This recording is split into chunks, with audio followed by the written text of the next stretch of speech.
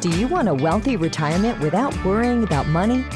Welcome to Retire in Texas, where you will discover how to enjoy your faith, your family, and your freedom in the state of Texas.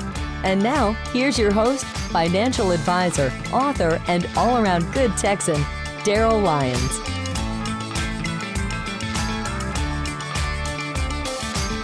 Hey, this is Daryl Lyons, CEO and co-founder of Pax Financial Group. Thank you for tuning in today to Retire in Texas. Let me provide you the legal disclosures before we get started. This information is general in nature only. It's not intended to provide specific investment, tax, or legal advice. Visit paxfinancialgroup.com for more information. And remember, Pax Financial Group helps support this podcast. They sponsor it. So if you need to speak with an advisor, all you have to do is text Texas to 74868. It's real simple in your phone, Texas 74868. An advisor, we have 9 advisors. They are Pax advisors and they have hearts of a teacher. And so if you need to connect with one, that's an easy way to do it. So thanks for tuning in today. Another solo show. Really enjoying the solo shows. I hope you are too. I certainly appreciate your feedback so far. So good. I will bring in some other guests. I've got some more guests lined up here soon as we start the new year. But I do want to address those that are thinking about retirement or even are in retirement. There's 5 questions that you need to ask yourself. And so we're going to address those 5 questions today. And it's the problem we're trying to solve is this. So the 5 questions, the answers to those 5 questions will help solve this problem. This problem, other than the emotional and the almost psychological and health sides of retirement, those are real. And I've spoken about them quite a bit. But when it comes to the financial side of retirement, this could be your biggest risk. I mean, right up there with health risk. But really, this could be your biggest risk, and it's known as sequence of returns. Some of you guys have heard about this, but let me unpack it so we're clear. Sequence of returns is when you retire, and the day after you retire, the market crashes, and you spend the next year taking withdrawals from your investments to support your standard of living. And as you are taking withdrawals each month from your investments and the market is simultaneously falling, you are eating your seed so that when the market recovers, you don't have as much seed to participate in that recovery. So the market is crashing and simultaneously you're taking withdrawals. So you're selling your investments low. The math associated with this risk has been poured over by academics for years, and it has been identified and called sequence of return risk, and it is one of the biggest risks for retirees. So I'm going to address 5 questions that collectively, the answers to these questions minimizes that risk. Let me also provide you some more context to this risk. So let's put $1 million in place and say you have $1 million. Then you need to live off of this $1 million and you want 4%, which most academic research would suggest 4% is the appropriate withdrawal rate. I've seen plenty of studies on this. I've seen 5, I've seen 3.5, but 4% is the general consensus here. So the first year you would take out $40,000 a year. So that's $3,333 a month. I think I'm pretty close there. So $40,000 a year, you're living off of this $1 million. You're not touching the principal, right? That's the hope. Hopefully you're making more than 4% on your investments, but we know that investments do fluctuate, the returns. The next year you take out not $40,000, $40,800. Why? Because you've added some inflation piece to that. And I'm giving a 2% inflation in this math, which is very, very off in today's context. But historically in the last 10 years, that was the right number, but could be 3 or 4, 5% now. So the next year you take out $40,800, and then the year after that you take out, a little bit more, and you continue to increase the withdrawal rate as a function of inflation. So this is where it becomes problematic because as the market's crashing and you're taking money out, you just can't recover from that. If we look at the reality is this happens, and I can tell you after retiring hundreds of people, helping them transition into the next phase of life, I've had this happen a lot. I don't really think it's happened to where and I'm recalling right here in real time, but I don't think I've ever had anybody that it's damaged their retirement. But what I will tell you is that we've had to navigate when somebody retired and the market crashed. I've absolutely had to navigate that. And we've navigated it well. I mean, I can think of one person in particular, and if you're listening, I won't say your name, but he always comes to me and says, Daryl, you saved me when the market crashed in 2008. And I didn't really save him necessarily. It was just kind of being thoughtful about his situation, but he retired at the perfectly wrong time. And so we paid attention to this sequence of return risk, and we implemented a few strategies that helped get him through that. So he always thanks me, and I'm appreciative of that because I need thanks every now and again, just like all of us. But suppose that somebody retired in 1999. And if you look at the 10-year time horizon from 1999 to February 2009, and if you had put your money just in a Vanguard balanced fund, this research you can find on Morningstar. Morningstar did this research.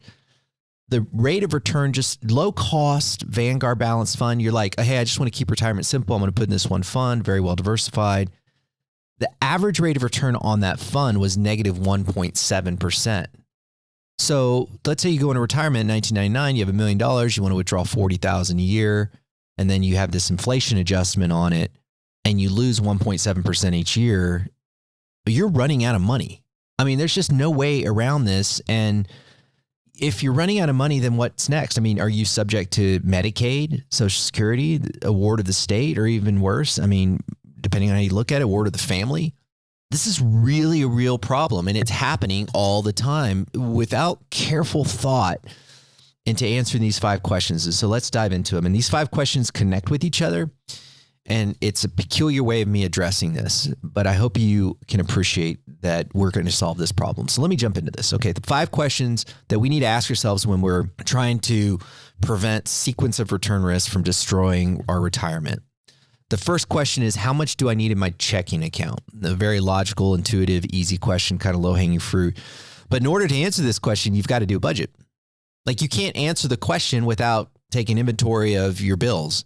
And when you take inventory of your bills, the way I'd like for you to do that is separate all your expenses out into 2 different categories. One are your needs and one are your wants. What are your needs? What are your wants? Needs are, look, my standard of living would materially different if I couldn't pay my electric bill, if I couldn't pay for food, if I couldn't pay my property taxes. Those are your needs. Your wants, alternatively, are things that are lifestyle things like going out, movies, drinks, things like that, right? Travel. So separate those 2 things out, but then you need to identify, okay, how much do I need to keep in my checking account to cover these total monthly expenses? So that's the first question to ask, is how much do I need in my checking account, which subsequently has a follow-up question, is how much do I need to budget? And, you know, the budget idea is not, it's more of a just examining cash flows, because a budget by definition assumes that, you know, somebody is going to control your spending habits. And that's really not, I mean, we're mature adults. We should have some boundaries on our spending. And I think at that point, you know, as you're planning your retirement, do not burden yourself with thinking, okay, I've got to create this strict budget. What we're doing is we're taking inventory of the cash flows that are going out, and we're putting that money in our checking account to make sure our bills are covered. You need to make sure you're out of debt at that point too, or at least have a plan to be out of debt. Okay, so let's go to the second question, which builds off the first. First question is, how much do I need in my checking account? The second question is, how much do I need in my emergency fund? Because we know how much we're spending each month, and suppose in this example it's $5,000 a month, we can take a multiple of that amount that's in our checking account and apply that.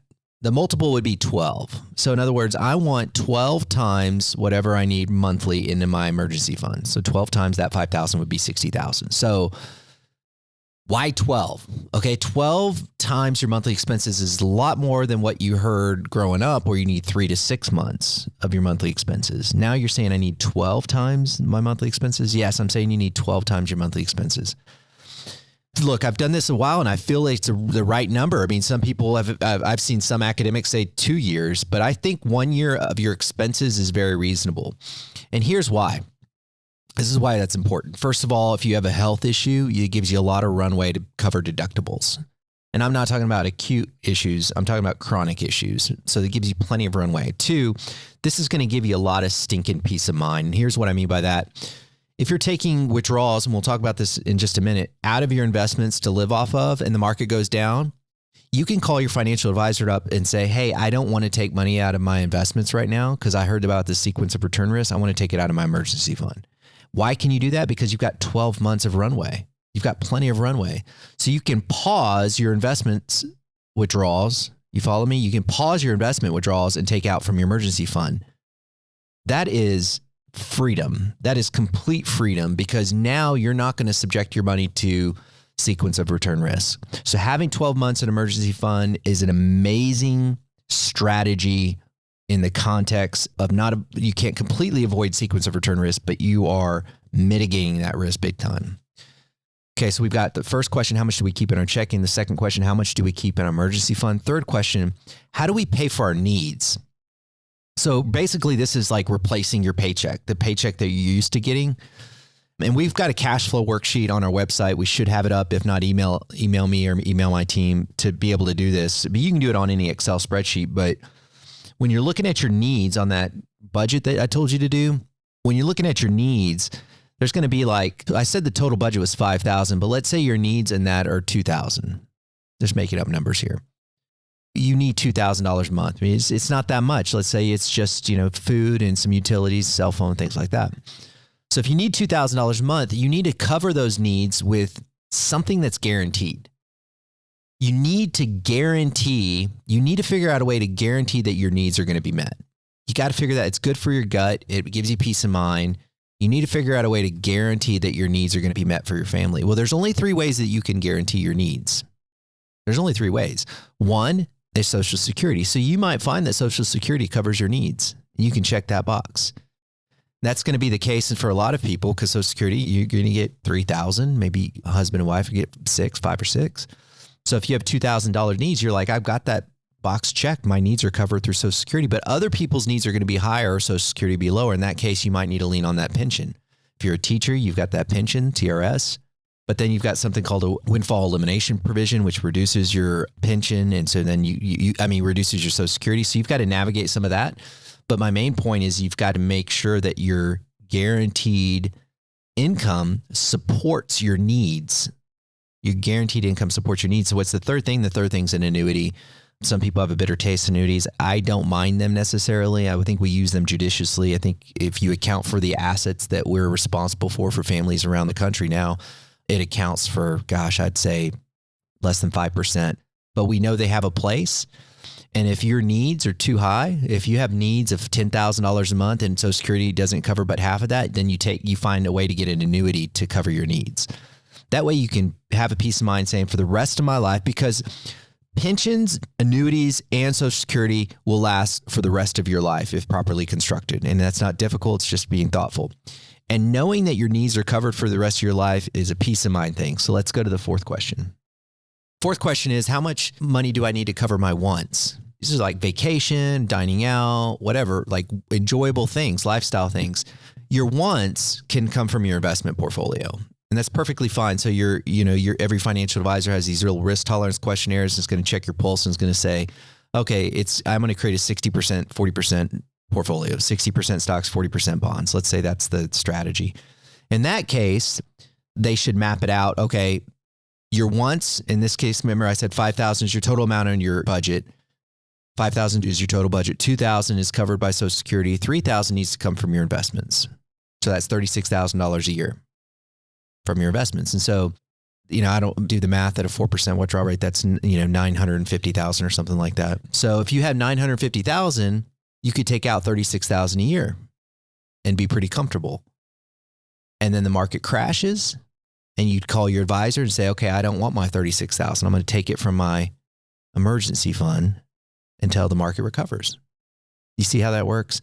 You might want to digest this a little bit more because it's a very critical part of the mitigating the sequence of return risk. If you have that, what I call supersized emergency fund of 12 months, then you can call your financial advisor up when the market's crashing and say, don't send me my withdrawals. I don't want to eat my seed. Keep it cooking. I'm going to live off of my emergency fund for a little while. And your advisor says, cool, thank you, because I don't want you to eat your seed because then it's not going to recover.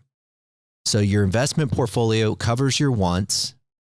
And your emergency fund is your plan should the market crash right when you retire. Last question that you need to ask. Very important question too. How much do I leave as an inheritance? Now, inheritance is what you leave to somebody, but a legacy is what you leave in somebody. So let's kind of tease that out real quick. I think an inheritance is just kind of like, okay, by default, whatever I have left over. But a legacy is being very thoughtful. Okay, I want to leave. And you know, it could be $500. It could be a ring. It could be jewelry. It could be whatever. I mean, all I'm saying is be thoughtful about what you leave to the next generation and intentional. Because money accentuates behavior. So if you have a child or grandchild that's a giver, they're going to give more. If they're a spender, they're going to spend more. So make sure that you're intentional about the legacy you're going to leave. And if you do have money beyond, like, so your financial guy or gal will run the numbers and say, you know, you have plenty of money. If they say you've got plenty of money, then carve out some of that money for the legacy. Say, I want to put $50,000 in my legacy bucket or $500,000, whatever that number is. Let's go with $50,000. You tell your advisor, I want to put $50,000 in my legacy bucket. What does that mean? That means that you've given yourself a permission slip to be more aggressive. Why? Because there's a time horizon on that that's different than your retirement income. For example, if you're 65 and you've done good planning and you intentionally put $50,000 in your legacy bucket and you're a little bit more aggressive on that, if we look at life expectancy, that particular bucket of money has a 20-year time horizon, maybe 30.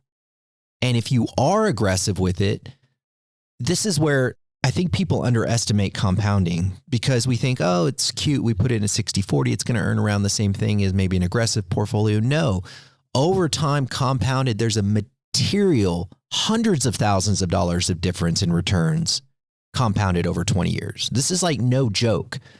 Like we're pretending like, okay, we put some in here and put some over here. And this is in a 60% stock, 40% bonds. We'll do 70% stocks, 30%. No, be aggressive with it. You don't need it. We've already identified if your financial advisor says that's just extra, then say that's legacy. I'm going to be aggressive with it because compounded returns by leaning into risk long-term have historically benefited people. And we're talking about hundreds of thousands of dollars difference in a legacy.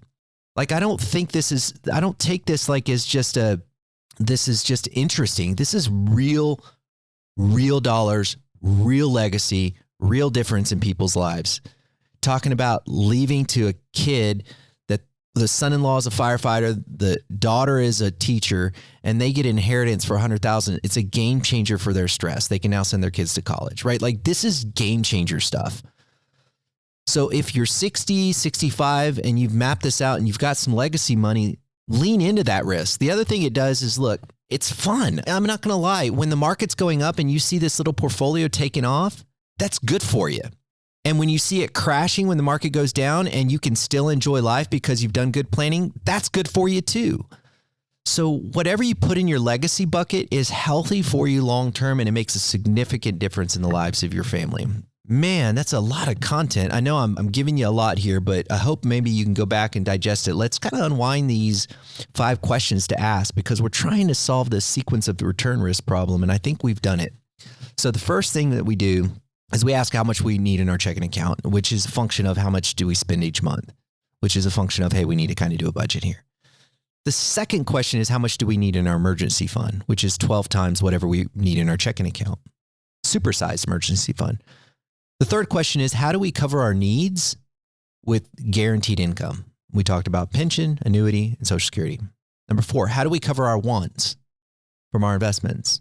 And you want to check on that. You want to check your withdrawal rate, which is your annual withdrawal divided by the amount of money that you have in that investment. It should be around 4%. Number 5, how can we leave money as a legacy? So if you ask those 5 questions, get answers to those, I think you're going to find your retirement to be more peaceful.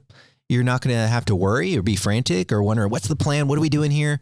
I pretty much assure you, your financial guy, again, this is kind of, I guess, a pitch for PAX here, but I'm pretty sure your financial guy is kind of making it up as they go. This is a solid plan. So if they are making it up as they go, you guide them, say, hey, this is the way I want to do it. Because you do need a solid plan in this chapter of life because the mistakes have zeros on them and oftentimes they're not recoverable. So navigate this well. I know you can. Just be thoughtful, considerate, and be sure to ask these questions. And just remember that the problem we're trying to solve is sequence of return risk. And then we can not worry about money necessarily, but focus in on our people and making memories in this next chapter of life. So there you go. Hope you enjoyed it. Again, thanks for tuning in. Thanks for y'all's feedback as you continue to communicate what you want to hear, what you like, what you don't like. Daryl at paxfg.com. I love hearing from you guys, and it helps put together the content for upcoming shows. In the meantime, you guys have a great day, and remember, you think different when you think long-term. This is thepodcastfactory.com.